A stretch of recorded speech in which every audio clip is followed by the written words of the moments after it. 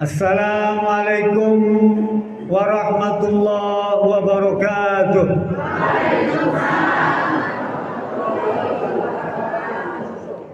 Hamdan katsiran tayyiban barakan fi kama yuhibbu rabbuna wa yarda. Asyhadu an la ilaha illallah wa asyhadu anna Muhammadan abduhu wa rasuluh. Iqraran bihi wa tauhida. Allahumma salli ala Muhammad wa ala alihi wa sahbihi wa sallim tasliman mazida. Yang sama-sama kita hormati pimpinan cabang Syarikat Islam Indonesia Kabupaten Bandung beserta pengurus, begitu juga pimpinan Dewan Cabang beserta para pengurusnya, para pimpinan anak cabang Syarikat Islam Indonesia se-Kabupaten Bandung beserta pengurus, khusus pada pimpinan cabang wanita Syarikat Islam Indonesia Kabupaten Bandung. Sekalipun sekarang ini menjelang Ramadan, tapi saya pada kesempatan ini akan menyampaikan materi berkaitan dengan hidup berjamaah. Di materi yang akan saya sampaikan, pertama, definisi atau pengertian tentang jamaah. Yang kedua, perintah untuk berjamaah. Yang ketiga, larangan untuk memisahkan diri dari jamaah. Yang keempat, kewajiban untuk menjaga keutuhan al-jamaah. Dan yang kelima, pilar al-jamaah yang terdiri dari A, keumatan, kedua, imamah, ketiga, al-bai'ah, yang keempat, ketaatan, yang kelima, syura. Memang tidak selesai ya. Ini materi sebetulnya materi kursus politik. Dulu waktu saya kecil ya, ini diajarkan tentang kursus politik. Saya sebetulnya memang kurang ya, berkaitan dengan bagaimana menjaga ukhuwah mujahidah ya, persaudaraan mujahid. Itu harus kita bangun. Sebentar lagi kita akan menghadapi Ramadan. Rasul berkata, "Qad ja'akum syahru Ramadan mubarakun fihi." Ya. Kataballahu alaikum siyamahu fihi wa tuftahu ababul jinan wa tughlagu ababul jahim wa tughallu asyayatinu fihi. Man hurima khairaha faqad hurima. Muttafaqun alaih. Bapak, Ibu yang dirahmati Allah Subhanahu wa taala. Kita bersyukur pada Allah Subhanahu wa taala atas berbagai karunia dan nikmat yang diberikan kepada kita. Apa di antaranya? Ukhuwah Islamiyah, persaudaraan Islam,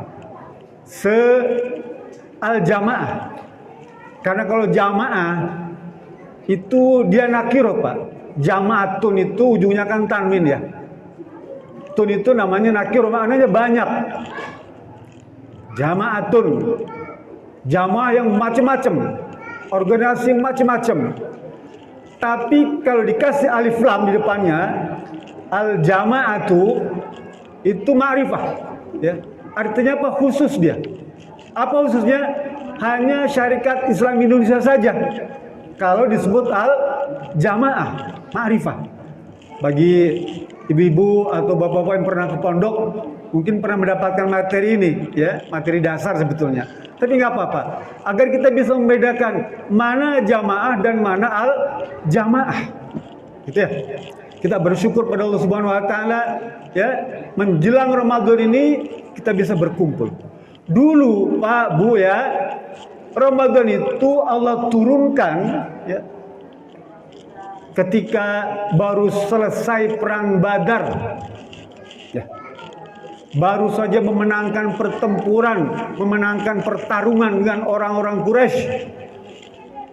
300 jamaah kaum umat Nabi Muhammad SAW menghadapi ribuan orang-orang Quraisy. Tapi Allah berikan kemenangan tuh. Sehingga umat Islam ketika itu di Madinah bergembira ria merayakan kemenangan perangan tuh Pak. Berbarengan turun bulan Ramadan. Maka sekalian menyambut datangnya Ramadan itu umat Islam bergembira ria.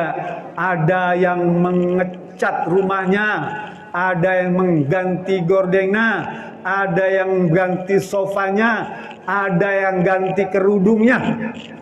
Ibu pakai kerudung apa? Zoya, Dian Pelangi, apalagi Saskia Meka. Nah, Ramadan ini ganti, minta kepada Bapak, Pak, ini menyambut Ramadan, ganti dong gamis Neng nih, ganti dong gamis Mama nih. Ya, istri saya suka minta gitu Pak, Bu. Menjelang Ramadan, dia minta ganti gamis, minta ganti kerudung, minta ganti tas tuh, minta ganti semua. Padahal tiap tahun dia minta ganti. Ya, itu aja yang dulu belum dipakai, udah minta lagi. Lah saya selaku suaminya pengen ganti pamajikan aja nggak dikasih Bu. Marah istri saya, molotot gitu. Padahal kan nggak tiap tahun Pak ya ganti pamajikan tuh. Alhamdulillah kita bisa berkumpul di tempat ini Pak. Kemudian salam serta salam semoga tercurah dan terlimpah pada junjungan Nabi besar Muhammad SAW. Salatu wa salamullahi ala taha Rasulillah. Salatu wa salamullahi ala Yasin Habibillah. Tawassalna bi bismillah wa bil hadi Rasulillah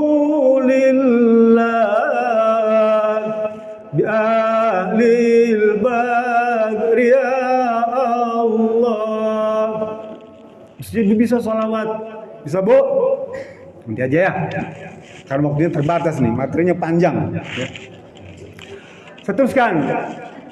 Sekarang Ramadan turun di negeri kita bukan seperti di zaman Nabi Muhammad setelah perang Badar itu dengan penuh sambutan. Tapi Ramadan kali ini turun di tengah bangsa ini sedang prihatin, sedang mendapatkan fitnah yang besar, khususnya bagi umat Islam. Umat Islam sedang menghadapi ujian yang tidak kecil ya. Sehingga tentu saja bentuk penyambutannya berbeda dengan penjambutan sahabat Nabi Muhammad Sallallahu Alaihi Wasallam.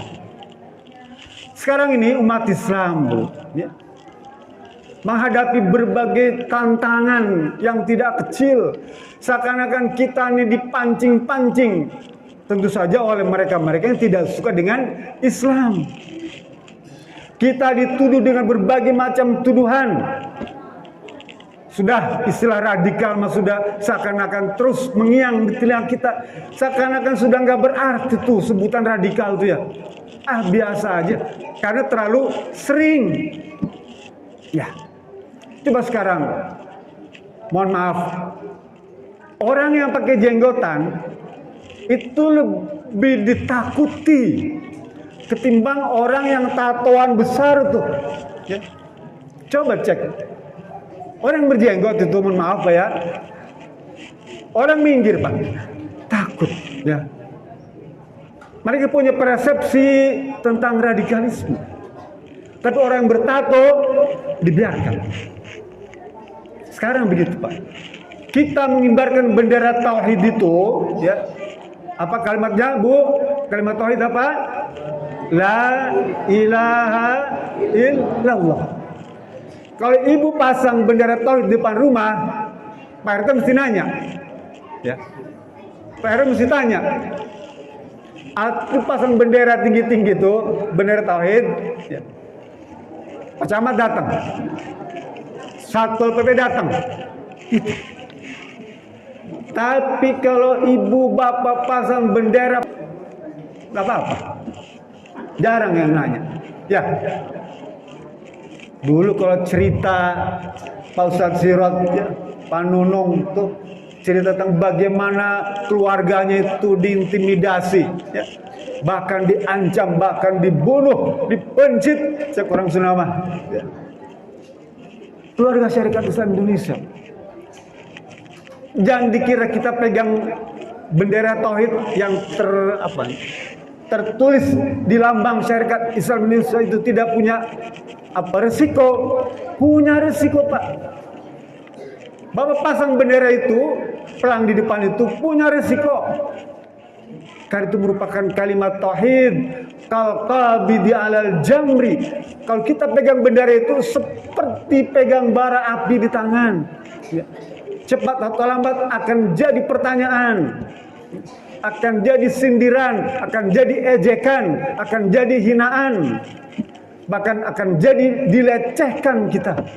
Itu siap menghadapi itu? Harus siap. Bapak Ibu rahmatullah subhanahu wa ta'ala, umat Islam nih Pak, di Indonesia banyak Pak, lebih dari 200 juta, gak usah Indonesia lah. Di Kabupaten Bandung itu jumlah penduduknya berapa? 3,6 juta. Boleh dibilang hampir 100% Islam, Pak. 3,6 juta itu hampir 100% adalah Muslim. Dan di antara mereka itu ada yang orang Islam yang kaya raya, ada yang ulama, ada kiai, ada ustadz, ada pejabat tinggi, ya, ada seniman, ada petani, ada buruh, ada pemuda di Kabupaten Bandung. Tapi mereka semua itu masing-masing, Pak, ya, masing-masing. Kalau saja mereka itu sebagian kita bisa himpun, ya, kita sambungkan, kita rajut, kita ikat dengan tali temali, seperti halnya bahan bangunan tuh Pak. Bahan bangunan tuh, ya, itu kan macam-macam. Ada semen, ada batu, ada besi tuh, ya, ada pasir. Kan sendiri-sendiri tuh. Tapi kalau kita bentuk gabung, dia jadi tiang. Jadi tiang, ya. Tiang itu bisa menopang atap bahan bangunan tuh. Begitu juga yang lainnya. Kita bikin atapnya, ya, dia bisa melindungi tiang.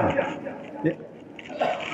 Kita kumpulkan batu bata, perkuat lagi dengan batu bata, bisa melindungi bagian dalam isi dari bangunan itu. Jadi kalau bahan bangunan tadi kita kumpulkan, kita jadikan satu bentuk, maka dia jadi bunyan.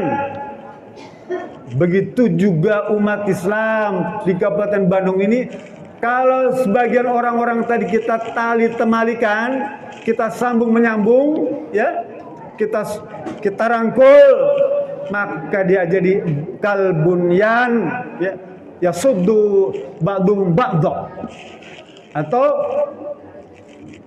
ka'annahum kalbunyanun marsus, surat As-Saff tuh, ya. Innallaha yuhibbul ladzina yuqatiluna fi sabilih saffan ka'annahum bunyanun marsus. Al-marsus itu artinya timah, Pak. Ibu suka nyodar nggak, Bu? Ibu punya panci yang bolong, punya ketel yang bolong, tuh. Dulu ada tukang patri itu ya, kecerek keliling tuh tukang patri tuh, dia masih pakai timah tuh. Lah, marsus itu artinya timah. Kalbunanun marsus seperti bangunan yang diikat, dipatri dengan timah. Mananya apa? Kuat. Tuh, ya. Pengen gak begitu? Harus pengen. Harus ada keinginan kita ini seperti bunyan. Kalbunyanum marsus. Seperti bangunan yang terikat rapat rapi. Itulah bedanya antara saf, ya, saf tuh dengan rombongan. Ya, kemarin nonton Persib di BLA sana. Ya. Oh, rombongannya macam-macam, banyak pak.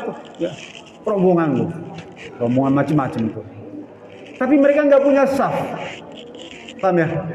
Nggak punya saf, sehingga nggak ada komando, nggak bisa dikomandoin. Ya, akhirnya apa? Acak-acakan tuh. Ya. Gak sedikit jadi korban, ya, ratusan orang meninggal karena memang tidak punya saf. Ya. Orang Islam harus punya saf, ya, sofan kanahum bunyanum marsus, harus bersaf-saf tuh. Tingkat anak cabang, tingkat ranting, ya, tingkat anak ranting, tingkat jamaah, kesananya terus ke atas. Ini saf-saf ini penting, ya, karena dia bisa menopang kekuatan tadi bangunan tadi, ya. Kalau tidak dibangun dengan downline itu, ya, bagian yang terkecil lah, ya, maka tidak akan kuat, ya. Kabupaten Bandung, pimpinan Kabupaten Bandung, ya, lembaganya nih tidak akan kuat kalau tidak ditopang oleh anak cabang, ya, ranting, anak ranting dan jamaah, nggak akan kuat. Minimal keberadaannya tidak akan diakui kalau tidak ada jamaah, ya. Dia akan jalan sendiri aja. Tapi kalau misalnya diakui oleh kita, maka eksistensi cabang semakin lama semakin kuat. Sekarang alhamdulillah, ya, Syarikat Islam Indonesia Kabupaten Bandung sudah punya kantor di Soreang tuh. Kantor bersama di Soreang itu ada kantor gedung ormas, ya. Gedung ormas itu isinya seluruh ormas yang ada di Kabupaten Bandung punya hak untuk punya kursi dan meja di sana. Sekurang itu kamarnya ada nggak? Nah, sudah ada kamar di sana. Artinya apa? Kita ini sudah diakui oleh pemerintah daerah. Tinggal bagaimana kita mengolahnya. Lah, kita ini kan punya jamaah. Ya. Kata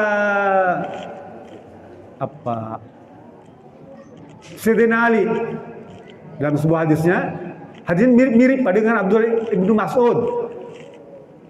Ibnu Mas'ud, Sayyidina Ali juga mengucapkan hadis yang mirip-mirip tentang al-jamaah.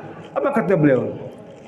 Al-jama'atu hiya ta'ifatun minan nas yajmuha gharadun wahid. Ya. Jamaah adalah sekumpulan manusia, ya. Sekumpulan manusia yang memiliki satu tujuan. Maka dia disebut jamaah. Dalam hadis lain kata Ibnu Mas'ud, mujamatu ahlil haqqi, ya, wa in kana wa in qalu.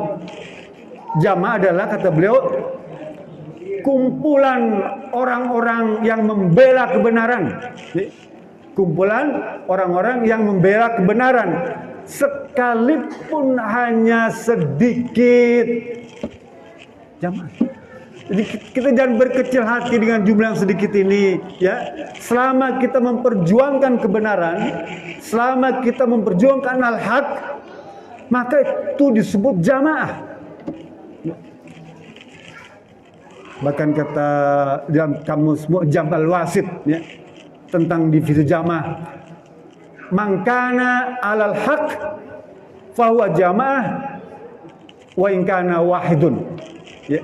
Setiap orang yang berjuang membela kebenaran, maka dia juga bisa disebut sebagai jamaah sekalipun cuma seorang, ya. Kita banyak, alhamdulillah. Artinya apa? Hadis tadi mewakili, ya. Mungkin ada beberapa anak cabang yang zamannya sedikit, ya, kayak di Ciparai. kata Pak Nanang, cuma berapa orang katanya Pak? Cuma beberapa orang. Hadis ini Bapak boleh pakai. Sekalipun cuma sedikit, tetap dia disebut sebagai jamaah. Ya, jangan berkecil hati, jamaah. Itu berbedanya dengan tadi rombongan. Kita jamaah tetap ada yang kita ikuti, ya. Karena dia adalah pembela kebenaran, tuh, Pak. Pembela al-haq.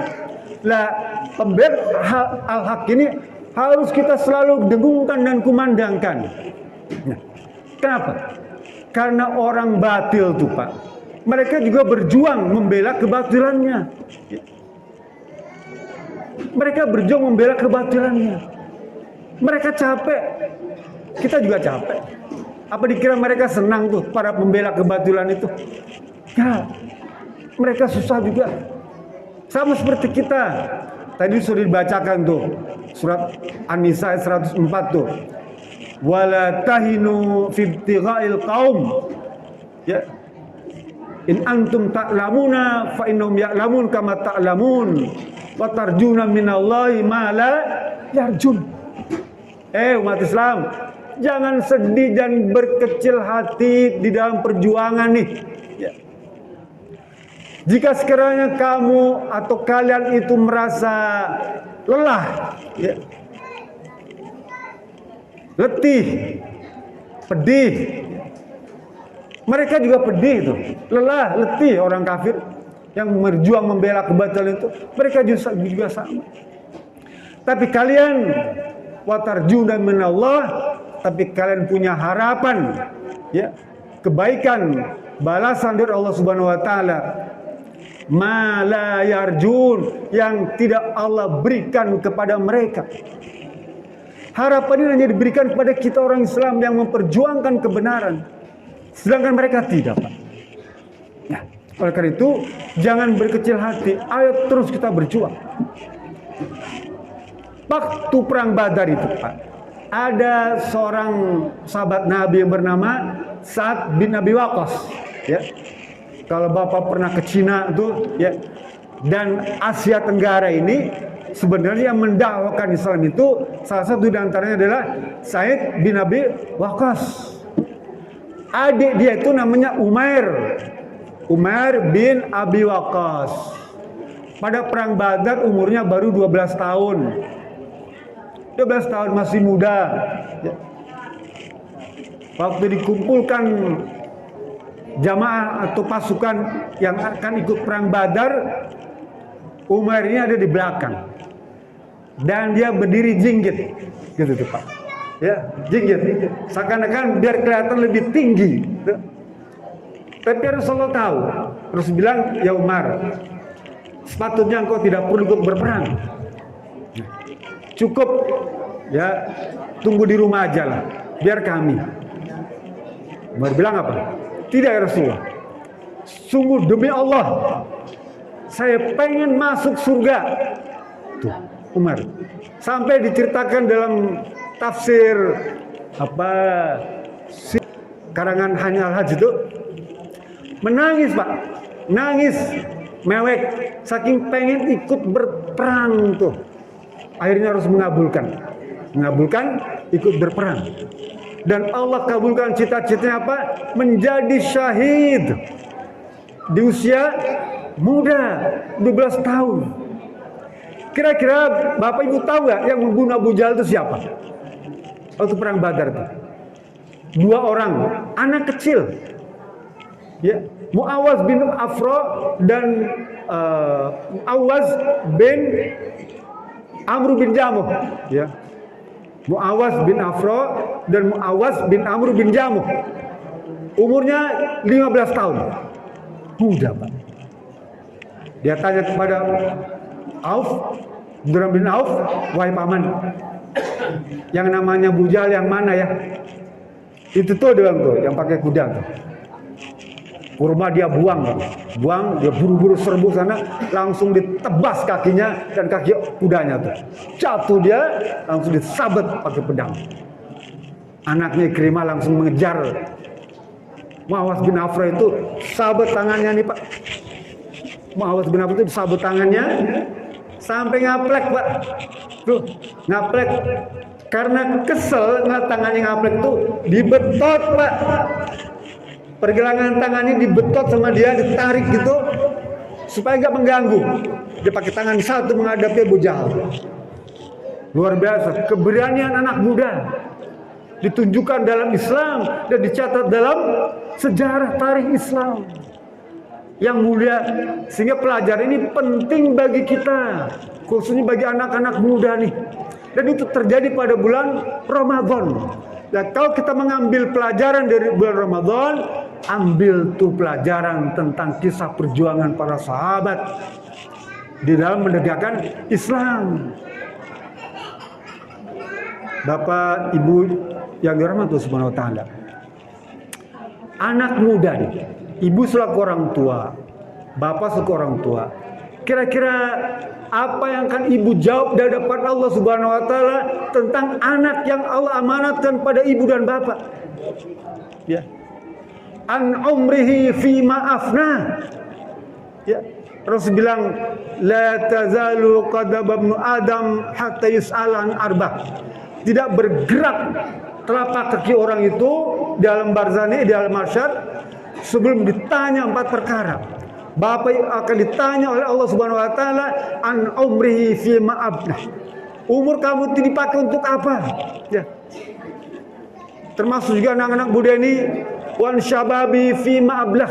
Masa muda kalian itu dipakai untuk apa? Ya. Apakah untuk gadget saja? Handphone itu tiap hari gadget. Ya. Apa? Ya, sekarang kan bisa gadget. Bangun tidur pegang HP, gadget. Ya. Mau mandi pegang gadget. Mau makan pegang gadget. Mau ngaji pegang gadget. Mau sekolah pegang gadget. Terus tuh. Ya, gadget. Apakah itu yang akan kita jawab di hadapan Allah Subhanahu wa taala? Ya Rabb, masa muda saya habiskan untuk gadget, untuk HP, untuk main game. Apakah itu? Ya. Umur saya selama ini saya habiskan untuk HP ya Rabb. Ya. Jangan. Sayang, ya, akan ditanya, khususnya anak-anak muda nih. Ya. Kata Rasulullah SAW dalam hadis tentang al-ashr al-mubasysyirina bil jannah. Hadis ini ma'ruf, terkenal. Kata Rasulullah, ada 10 sahabat Nabi yang dijamin masuk surga tuh. Ya. Al-ashru al-mubasysyirina bil jannah. Ada 10 orang sahabat Nabi yang ketika masih hidup dijamin masuk surga. Siapa dia? Abu Bakar, Utsman, Umar, Ali. Ya. Zaid, Tolha, Auf, ya, Ubadah bin Jarrah, satu lagi apa? Ubadah, ya. 10 sahabat Nabi itu. Tahu bapak-bapak umurnya berapa mereka semua? Ada hafal? Di bawah 20 tahun umurnya tuh. Cuma 2 orang yang di atas 30. Abu Bakar dan Utsman. Selebihnya di bawah semua tuh, masa muda semua. Umar di bawah 30 tahun, satu tuh. Selebihnya di bawah 20, masa muda semua. Muda semua. Tapi mereka sudah dijamin akhirnya akan masuk surga. Dan kepemimpinan Islam, ya, selama di Mekah itu, di Madinah berkutat pada 10 orang itu saja, Pak. Enggak bergeser dari 10 orang itu. Kepemimpinan Islam di 10 orang itu. Artinya apa? Rasulullah SAW telah mempersiapkan calon-calon pemimpin sejak dia masih muda. Sejak dia masih di bawah umur 20 tahun, sudah Rasul siapkan diri pemimpin yang kelak menjadi pemimpin. Abu Bakar, Utsman, Umar, Ali itu, Ubadah bin Jarrah, semua masa muda. Bapak Ibu tahu berapa umur Pak Cokro ketika memimpin syarikat Islam? Ada yang hafal? 22 tahun. Umur Pak Cokroaminoto memimpin organisasi besar waktu itu. Umur 22 tahun. Bagaimana dengan kita di usia 60 ya, masih seperti ini saja. Lalu akan apa yang bisa kita jawab di hadapan Allah Subhanahu wa taala tentang umur kita, tentang masa muda kita yang habis begitu saja tuh. Ibu Allah Subhanahu wa taala. Umat Islam di Kabupaten Bandung ini banyak. Tadi sudah saya singgung. Tapi kata Sauban, ya, mereka itu kalbusa Israel, ya, seperti Buddha, ya, Buddha di lautan tuh, ya. Karena jumlahnya banyak tapi seperti buih. Ya. Lalu Rasul bilang, layan di anallahu fi suduri aduwi mahabbata minkum. Allah tanamkan tuh atau Allah cabut rasa takut dari orang-orang kafir.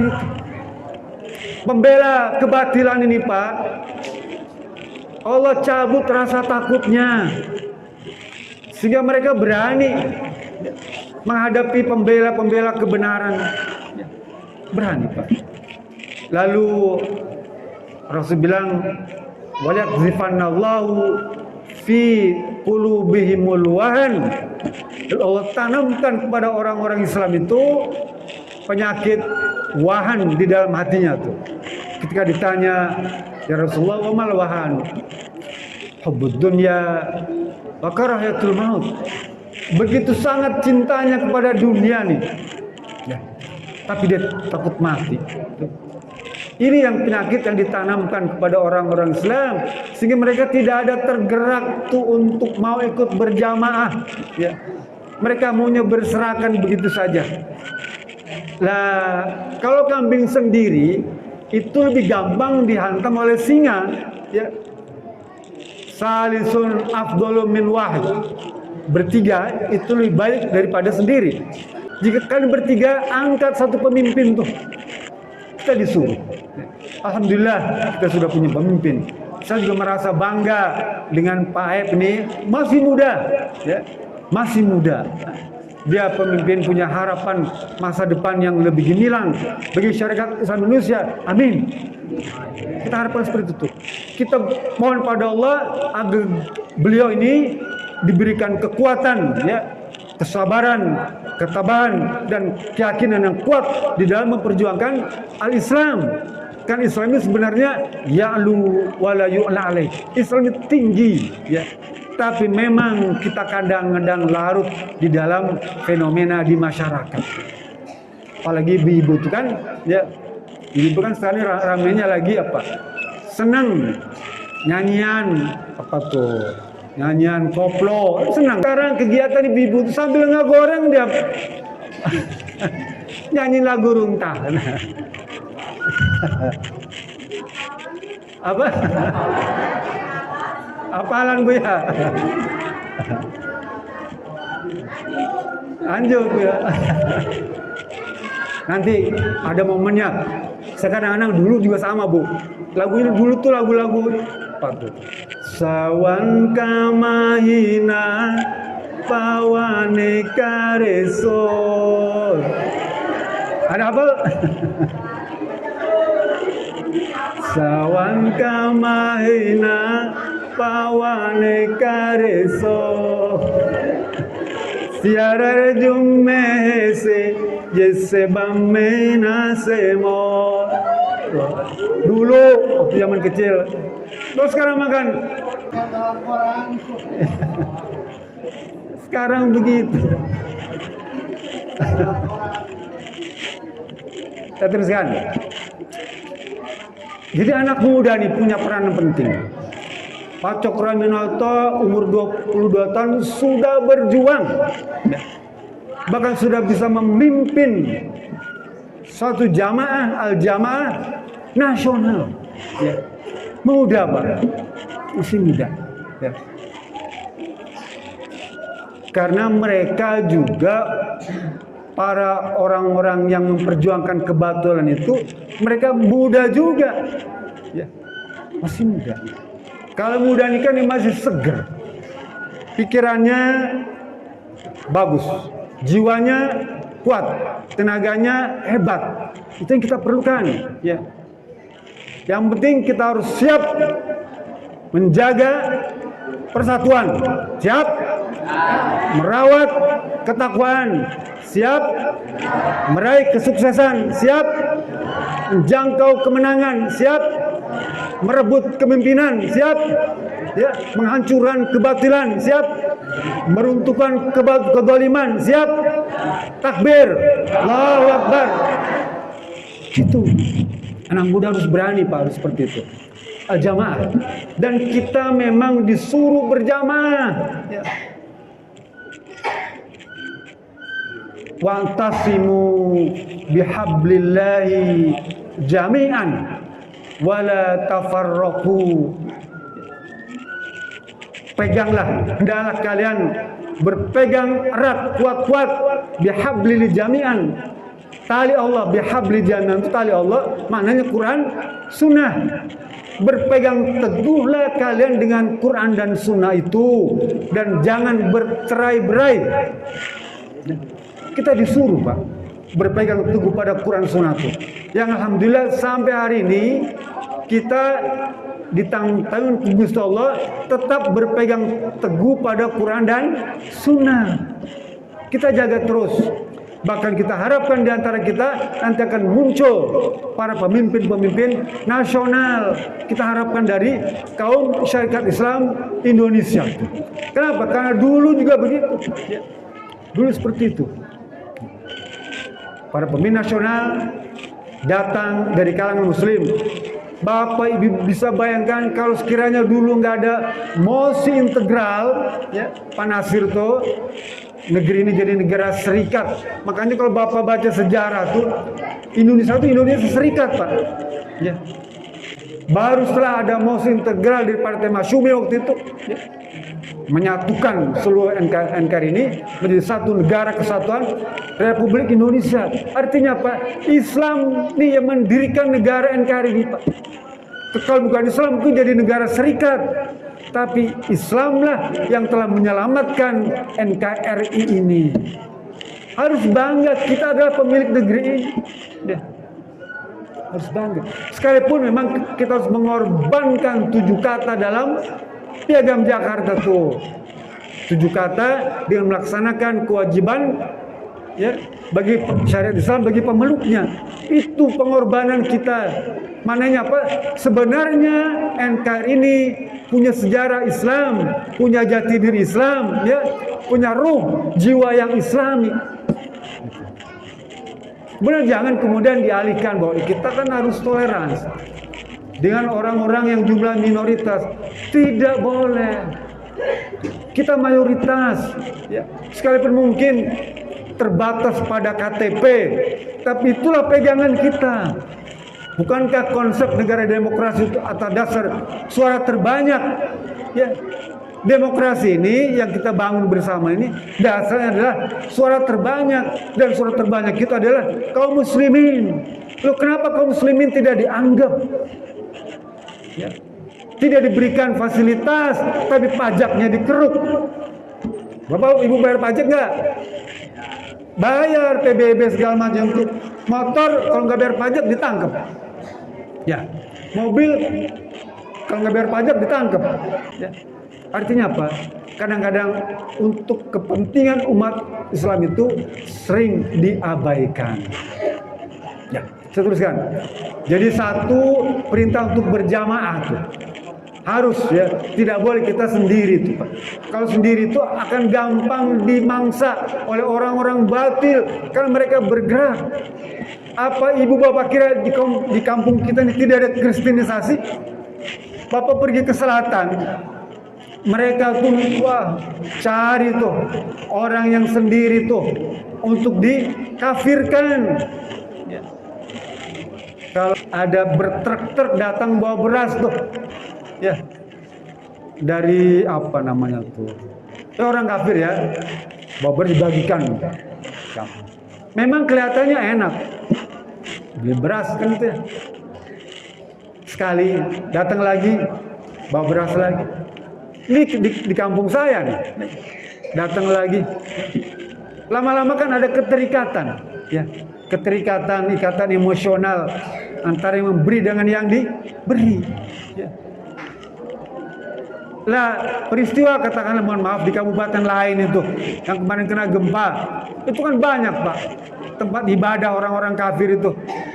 Betul itu bukan hoax ya, betul. Di kabupaten kita pun ada.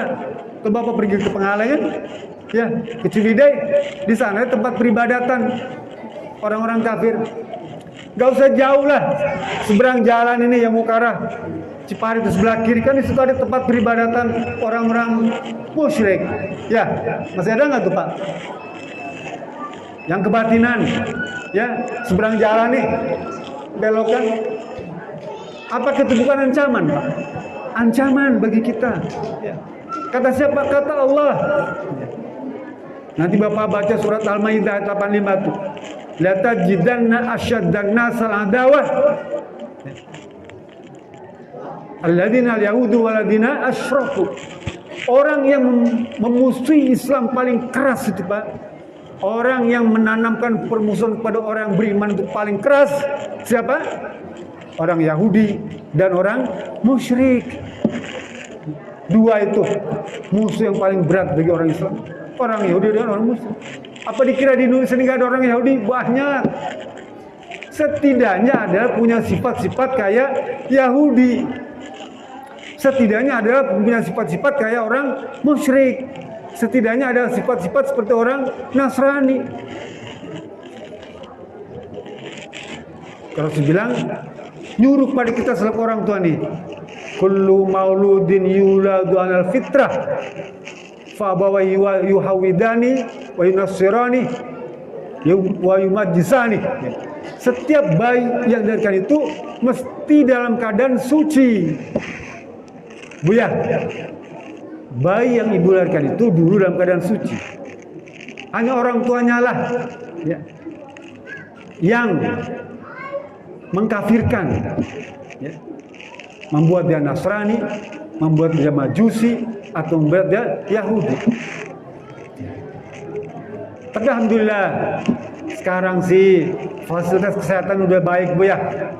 Dulu sih Bu, kalau dan perlu diketahui bahwa usia harapan hidup hari ini ya bangsa Indonesia alhamdulillah naik jadi 71 tahun.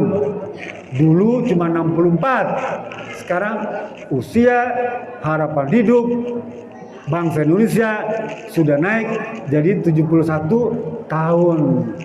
Jaga kesehatan Bapak nih dengan sebaik-baiknya ya. Jangan sampai kemudian mudah kena penyakit tuh. Jaga kesehatan dengan sebaik-baiknya. Saya teruskan. Kalau tadi perintah untuk berjamaah, sekarang Rasul bilang larangan untuk melepaskan diri dari jamaah. Ya. Man faraqal jamaah shibran. Ya. Barang siapa melepaskan diri dari jamaah sejengkal saja tuh, ya, sejengkal saja. Rasul bilang faiza mata famata mitatan jahiliyah.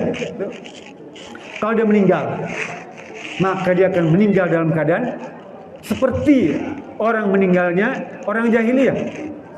Di sana mesti dibaca famata mitatan jahiliyah. Tidak boleh dibaca famata maitatan. Apa bedanya? Kalau dibaca mitatan jahiliyah, maka dia mati atau meninggal seperti matinya orang jahiliyah. Artinya belum tentu dia jahiliyah. Paham ya? Seperti gini. Famata mitatan solihatan. Seperti matinya orang soleh. Ya. Maka dia belum tentu orang soleh. Ya. Tapi kalau famata maitatan jahiliyah, maka dia mati secara jahiliyah. Paham? Karena maitatan jahil itu maknanya hayawan, hewan.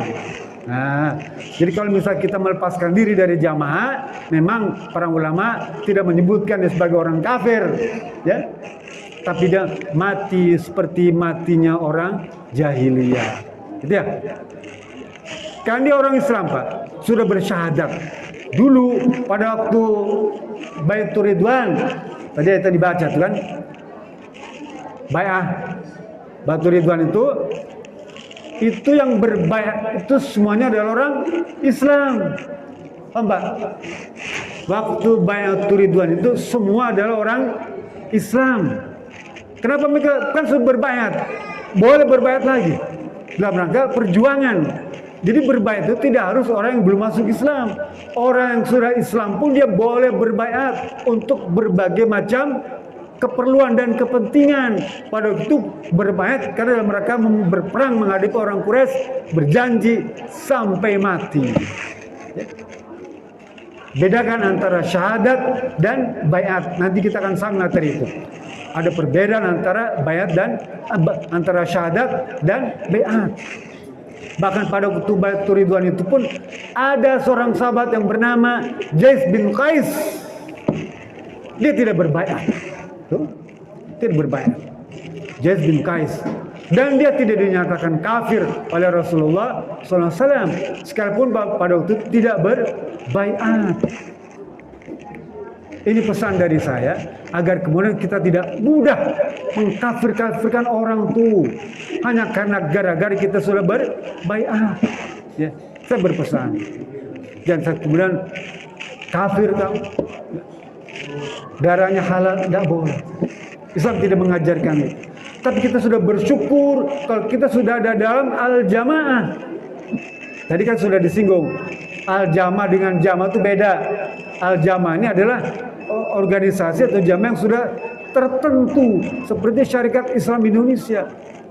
Kalau jamaatan ya itu masih umum.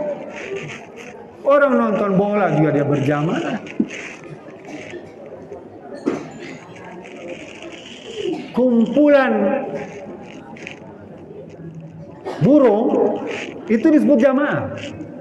Nanti Ibu baca surat Al-An'am ayat 38 tuh. Wa ma min dabatin fil ardi wala ta'irun yatiru bi janahaihi illa umamun amsalukum. Tidaklah ya,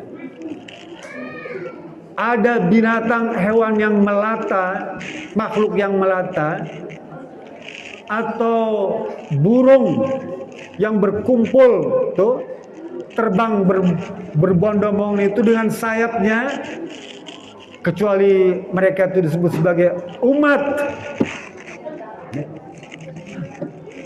Artinya apa? Jamaah. Nah, kita dibedakan dengan apa? Dibedakan dengan kata Said Hawa ya dalam kitabnya umat atau jamaatun al-jamaah itu adalah dia harus wahdatul akidah, satu akidahnya, tidak boleh campur aduk ya. Wahdatul ibadah, cari ibadahnya juga harus satu, sejenis, tidak boleh ada kemudian. Kalau Bapak pernah dengar aliran ingkar sunnah ya, atau ya nyebut jamaah muslim atau apa gitulah, dia menolak sunnah, Pak. Ingkar sunnah, dia tidak melaksanakan ibadah yang sunnah. Seperti Idul Fitri yang nggak praktek, Idul Adha yang nggak praktek, sholat rawatib, nawafil, qobliyah ba'diyah dia nggak ada. Yang dia sholat cuma wajibnya saja, ingkar sunnah. Lah Syarikat Islam Indonesia ada al-jamaah yang punya wahdatul ibadah, cari ibadahnya sama. Yang ketiga kata Said Dawa, wahdatus suluk ya, satu perilaku akhlak, wahdatul suluk wal adah. Jadi perilakunya mirip-mirip lah, tidak boleh aneh-aneh. Kaum Syarikat Islam Indonesia, Pak, orangnya lugu-lugu ya, rendah hati, tidak suka pamer motor gede, emang nggak punya. Tidak suka pamer mobil Rubicon, nggak punya. Nggak suka pamer tas, tas Versace ya, Hermes. Ibu punya tas Hermes, nggak punya.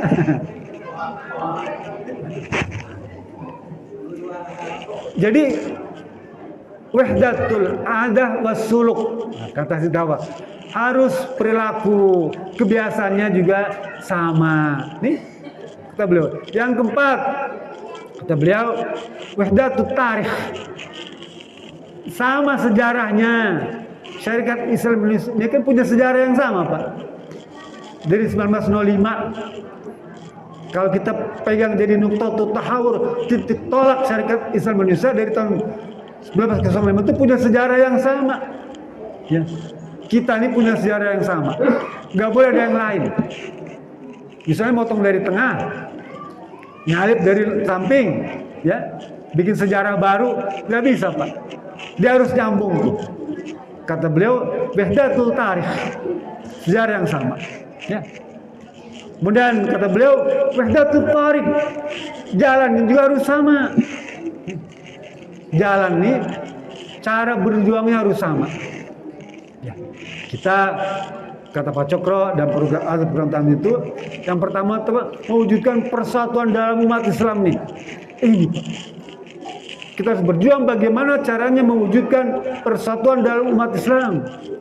Memang bukan tugas kita untuk menyatukan itu. Nanti ibu baca surat Al-Maidah ayat 48. Walau sya'allahu laja'alakum ummatan wahidah walakin liyabluwakum fima atakum fasdabiqul khairat. Kalau sekiranya Allah menghendaki, kalau sekiranya Allah pengen, maka umat Islam itu akan aku persatukan semua. Allah nih. Kalau Allah pengen, kita bisa bersatu, Pak. Ya. Tapi Allah ingin menguji kalian.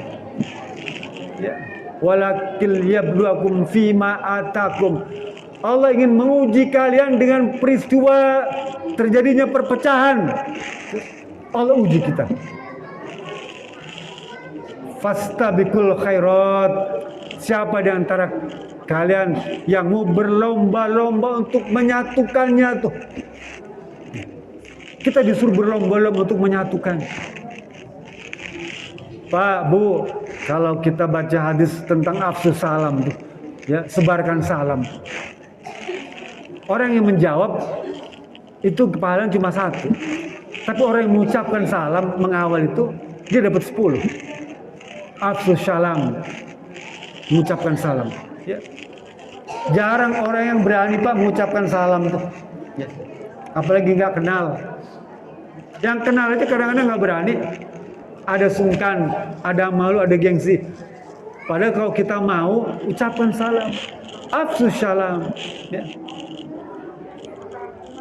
Yang mendengar punya kewajiban menjawab salam. Nah, artinya apa? Allah berikan kebaikan kepada yang memulainya tuh. Begitu juga dalam rangka islah. Ya. Kalau yang memulai mengajak islah itu ada, maka dia yang lebih baik. Ya. Itu yang dimaksudkan wahdatul tarikh, jalan yang sama. Kata Syed Hawa, berjuang ini memang melelahkan. Jalannya panjang dan berliku. Ya. Berjuang nih, jalannya panjang dan berliku. Kok nggak pernah nyampe sini Syarikat Islam Indonesia ini perjuangan ini?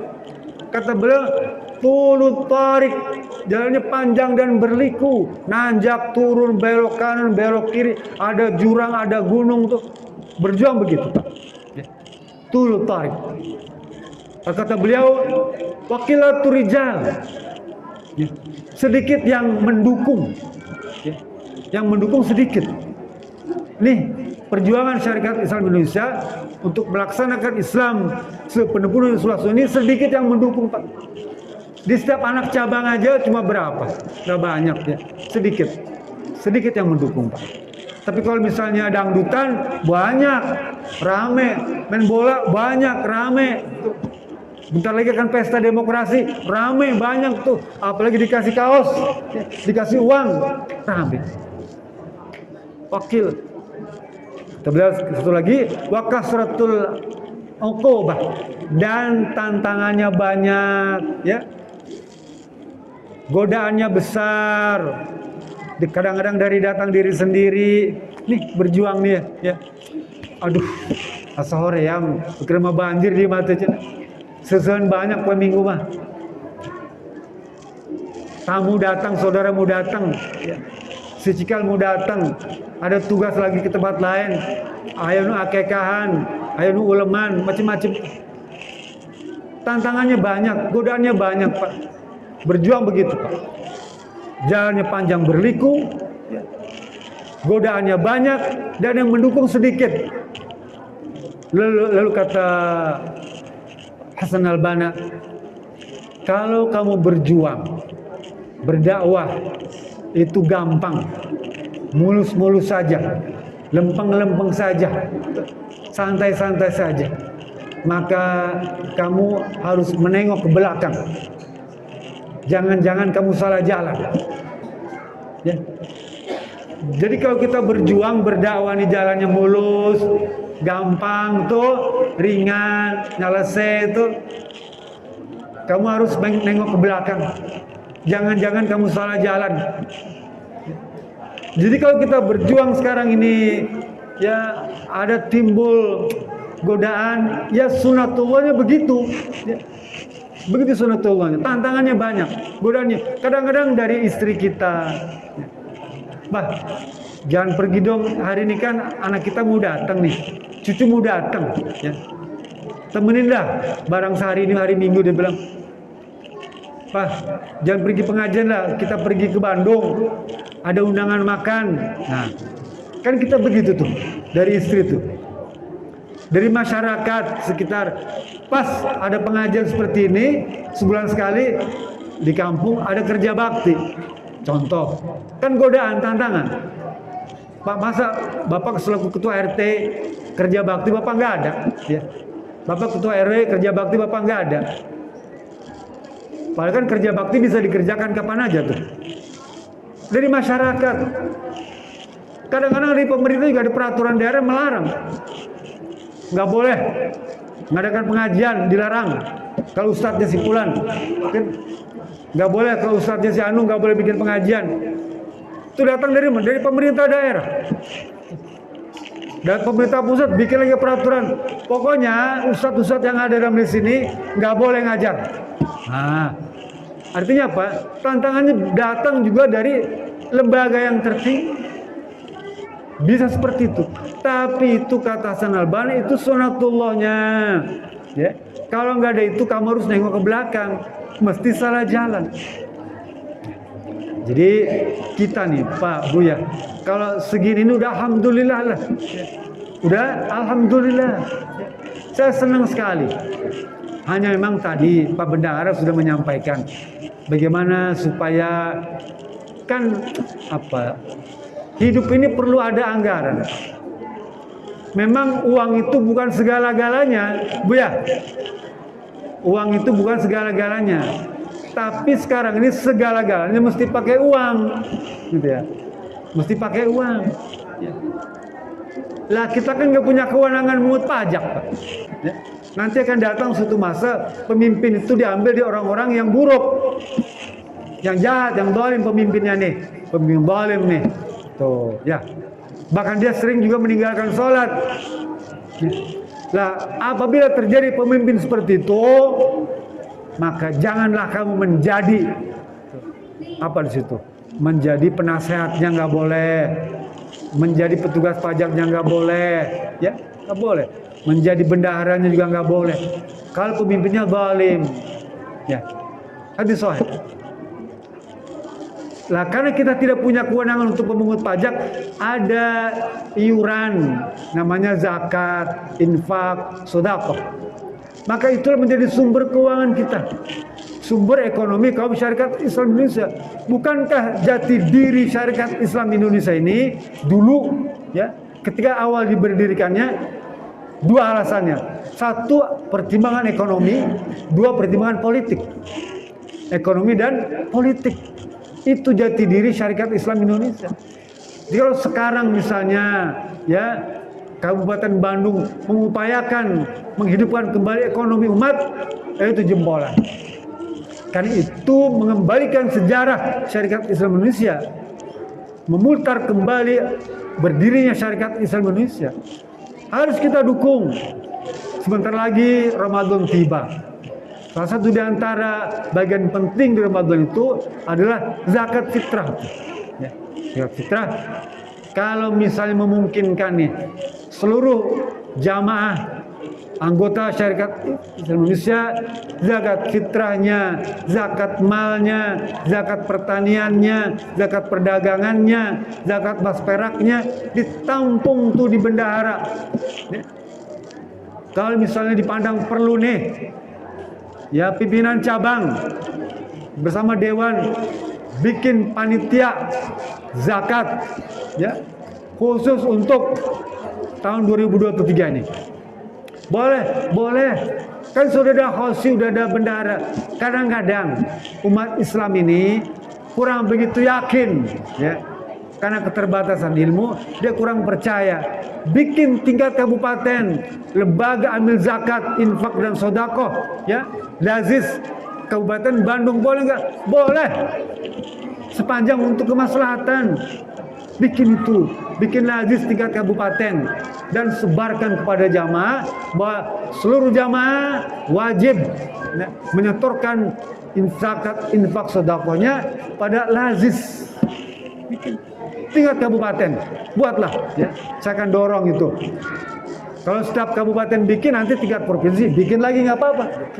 Ini adalah apa namanya? Improvisasi di dalam perjuangan. Kita jangan stuck ya. Misalnya nunggu waktu azan tiba, tuh azan sudah dikumandangkan, qomat dikumandangkan, imamnya nggak datang-datang, kan? Apa nunggu habis waktunya kan nggak? Jadi begitu azan dikumandangkan, qomat dikumandangkan, imamnya nggak ada, yang ada ya maju ke depan, bikin. Sama dengan zakat juga begitu. Bentar lagi waktu untuk zakat fitrah sudah dekat. Panitia belum ada. Bayar ke siapa nih? Ya. Ke pimpinan cabang, pimpinan anak cabang. Nggak yakin dia. Takut. Nanti dibilang, jadi pertanggungjawabannya gimana? Bikin ya lembaga ambil zakat. Boleh kalau tingkat cabang nggak ada, bikin tingkat anak cabang. Bikin ya, bikin tingkat anak cabang, bikin panitia lah, bukan lembaga, panitia saja, panitia pemungutan zakat. Nah gitu kan gampang ya, panitia pemungut zakat. Takut nanti namanya terlalu mentereng gitu ya. Orang Pantarli aja bisa tingkat RW, Pantarli itu panitia pendaftaran pemilih, dia bisa bikin tuh kan, yang bikin siapa RW bikin tuh. Lah kita tingkat anak cabang, tingkat kecamatan mesti bisa bikin. Ya, apa namanya boleh panitia pemungut zakat, bolehlah ya PPZ gitu, boleh, agar bisa hidup. Karena ini merupakan apa? Bunker, benteng. Saumu junnatun, som itu benteng. Ya, maka kita harus perbanyak benteng. Salah satunya adalah bagaimana membangun infak. Ya, kumpulkan tidak harus besar-besar lah, kan cuma 2,5%. Ya. 2,5% saja dari kekayaan yang kita miliki. Bapak punya kontrakan di Bojongsoang di Kabupaten Bandung, bayar zakatnya di Kabupaten Bandung. Bapak punya sawah di Kabupaten Bandung, bayar zakat di Kabupaten Bandung. Ya. Bapak punya konveksi di Kabupaten Bandung, bayar zakat di Kabupaten Bandung. Jangan sampai begini, kita makan di Kabupaten Bandung, cari nafkah di Kabupaten Bandung, mohon maaf, kentut kencing di Kabupaten Bandung, ya. Tapi bayar zakat di sana tuh, di Garut, ya, di Banten jangan. Oh kita makan hidup di sini, bayarlah Kabupaten Bandung, ya, kan sama juga. Nanti di sini nggak kebagian di kampung, bagi dua. Saya biasanya bagi dua, Pak, kalau saya bagi dua di kampung saya, sebagian di syarikat Islam. Ya, bagi dua. Begitu boleh nggak? Boleh. Jangan sampai kosong. Kenapa? Karena kan syarikat Islam Indonesia menjadi apa? Kendaraan kita, wasilah untuk mencari ridho Allah Subhanahu Wa Taala. Nggak ada salah kalau kita juga ikut membiayai operasional organisasi ini. sementara kita belum dapat di pemerintah daerah nih. Mudah-mudahan ke depan kan, mohon maaf nih, Bupati Bandung ini kan saudaranya Pak Sirot ini, saudaranya beliau nih, punya hubungan nasab. Saya pernah ke rumahnya, pernah ngobrol, katanya tinggal kita minta aja tuh, bikinlah proposal yang baik, mereka akan berikan. Setidaknya kalau lewat organisasi Pemda itu belum turun, secara pribadi dia mau bantu, secara pribadi ya. Kalau dari anggaran pemerintah daerah itu belum ada, dia bilang nih, maka secara pribadi pun kita bisa kumpulkan, Pak. Uang pribadi ya. Kalau uang pribadi saya kan paling Rp1.000. Kalau uang pribadi saya. Kalau bupati kan beda ya. Juta dia makan uang pribadinya kan ya. Juta kan. Belum lagi ke pejabat yang lainnya. Juta kan begitu ya. Jadi jangan juga bosan pani pengurus dia. Terus di-create ya. Misalnya gini, tadi saya cerita tentang kartu anggota tuh. Yeah. Kalau misal dari DPP belum selesai, bikin Kabupaten Bandung kartu anggota sendiri. Mirip-mirip lah. Bikin cabang nih ya, kartu anggota nih. Minimal apa untungnya kita punya kartu anggota ini? Artinya pimpinan cabang melindungi, menjaga anggotanya. Kalau ada kartu nih ya. Sekarang kan kita ini diaku sebagai anggota Syarikat Islam Indonesia kalau punya kartu anggota. Kalau nggak ada kan nggak diaku, ilegal. Ya, tapi kalau ada kartu anggota, sekalipun dibikin oleh Kabupaten Bandung, sekedar kartu aja, ya, apa namanya boleh. Saya aja bikin sendiri, ya, bikin sendiri saya itu. Karena nunggu dari kelamaan, udah bikin aja dah beberapa. Dulu pengurus dewan bikin, jadi. Maksudnya apa? Supaya kita punya identitas. Ya. Bapak ini kan punya identitas. Kalau pergi kemana-mana bertamu, diundang oleh Muhammadiyah, dari mana? Dari Syarikat Islam Indonesia. Buktinya mana? Tuh kartunya tuh. Kan gitu ya. Dan kita suka diundang hadir kan oleh ormas-ormas lain tuh kan. KNPI mana? Ini buktinya kartunya. Nah, saya berharap ini juga bisa cepat nih. Saya juga bergembira karena Pak Ridwan sudah menginventarisir seluruh anggota ya. Pak Ridwan, itu ya. Tuh ada nik segala tuh nomor anggota nomor KTP tuh. Bagus itu. Saya pengen semua ya, yang belum mengirimkan data, kirimkan datanya. Jangan takut ini kan nanti dijual orang bikin partai. Enggak sampai situ ya. Belum sampai sana. Karena kemarin ini kampung saya juga begitu. Datang dari calon anggota Dewan, anggota DPD itu, dia minta apa? Dukungan, ya, dukungan pada kita tuh. Dia tulis tonggong aja, karena data kita kan ada. Ya. Ya di desa mungkin dia tulis saja yang mendukung bulan-bulan. Jadi calon anggota DPD, kita nggak begitu, ya. Ibu jangan mau seperti itu. Tapi kalau pengurus Syarikat Islam Indonesia minta, berikan. Nanti penggunanya terserah, tapi yang jelas saya pengen seluruh anggota yang terdaftar itu, ya, yang sudah menyerahkan foto KTP-nya, memberikan nomor DIK-nya, segera pengurus cabang buatkan ciri atau tanda bahwa dia adalah anggota Syarikat Islam Indonesia. Bentuknya kayak apa terserah, apa bentuk kartu anggota atau bentuk sertifikat terserah. Sekedar untuk jadi ciri, ya. Sekedar untuk jadi tanda bahwa dia adalah anggota Syarikat Islam Indonesia. Bapak Ibu yang dirahmati Allah, rasanya sudah hampir 2 jam ya, hampir sejam lebih nih. Dan bentar lagi zuhur, maka materi kita sampai sini saja. Kita masih bisa punya waktu banyak. Mudah-mudahan kita panjang umur, kita bisa ketemu lagi, ya. Jadi itu saja yang bisa saya sampaikan. Lebih kurang maaf.